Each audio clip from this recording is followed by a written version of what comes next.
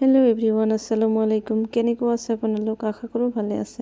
আল্লাহ ৰহিম ৰহমতত আমিও ভালে আছোঁ। আজি এটা নতুন ৰেচিপি লৈ আহিছোঁ, চজিনাৰ লগত বিলাহী আৰু আলু ৰেচিপি। মই বিলাহী আৰু আলুবিলাক ধুনীয়া কৰি কাটি লৈছোঁ সৰু সৰু কৰি। তাৰপিছত এটা কেৰাহী চুলাত দি তেলবিলাক গৰম হোৱালৈকে তাৰপিছত আলুবিলাক অলপ ফ্ৰাই কৰি ল'ম, মানে অলপমান ৰংচোৱা কৰি, মানে যাতে আলুৰ যিটো কেঁচা গোন্ধ থাকে এইটো যাতে নাইকিয়া হৈ যায়। তাৰপিছত আলুবিলাক তুলি লৈ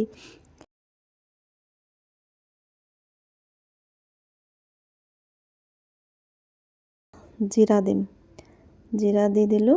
তো জিৰাৰ লগত মানে পিঁয়াজ দি অলপমান ফ্ৰাই কৰি তাৰপিছত মই বিলাহীবিলাক দি দিম।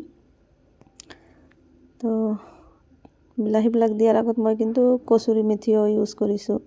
মানে কচুৰি মেথিটো মানে দিলে অলপ মানে গোন্ধটো ভালে আহে। তাৰপিছত বিলাহীবিলাক দি যিবিলাক মছলা লাগে আৰু চব্জিত, নিমখ, হালধি, তাৰপিছত মই চব্জি বনোৱাত সকলো সময়তে মানে কেঁচা জিৰা পেষ্ট কৰি লওঁ শিলপতাত। এইটো কেঁচা জিৰাৰ পেষ্ট দি দিলোঁ।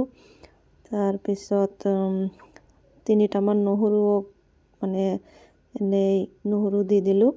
তাৰপিছত কেঁচা জলকীয়াৰ পেষ্ট দি দিলোঁ।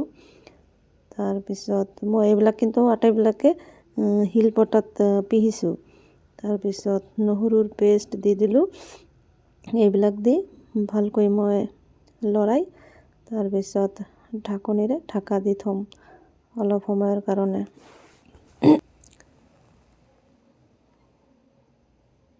তো এইবিলাক মানে লৰাই থাকিম যিমান মানে বিলাহীবিলাক যাতে মেল্ট হৈ যায়। তাৰপিছত হৈছে আৰু মেল্ট। মই ইয়াত সৰিয়হৰ পেষ্টটো এড কৰা পাহৰি গৈছিলোঁ, তো সৰিয়হও এড কৰি দিলোঁ। তো এইবিলাক মানে ভাল কৰি লৰাই থাকিম, মানে ভাল কৰি মছলাবিলাক যাতে এটাই আনটোৰ লগত লাগি ধৰে।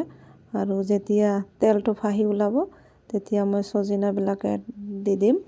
তো চজিনাৰ লগত আলুবিলাকো দি দিম। তো এনেকুৱা কৰি মই 2-3 মিনিট লৰাই থাকিম। তো লৰাই থকাৰ পিছত অলপ পানী এড কৰিব লাগিব। এতিয়া অলপমান পানী এড কৰিম যাতে মছলাবিলাক এই চজিনা আৰু আলুৰ ভিতৰত সোমাই যায়। পানী এড কৰাৰ পিছত মই ঢাকনিৰে ঢাকি দিম অলপমান, মানে পানীবিলাক যাতে মানে নাইকিয়া হৈ যায়। আৰু তাৰপিছত এইবিলাক মানে আধা সিদ্ধ হৈ গৈছে, ইয়াত আৰু অলপমান পানী এড কৰিম। তো এইবাৰ পানী দিলে আৰু এইবিলাক সিদ্ধ হৈ যাব।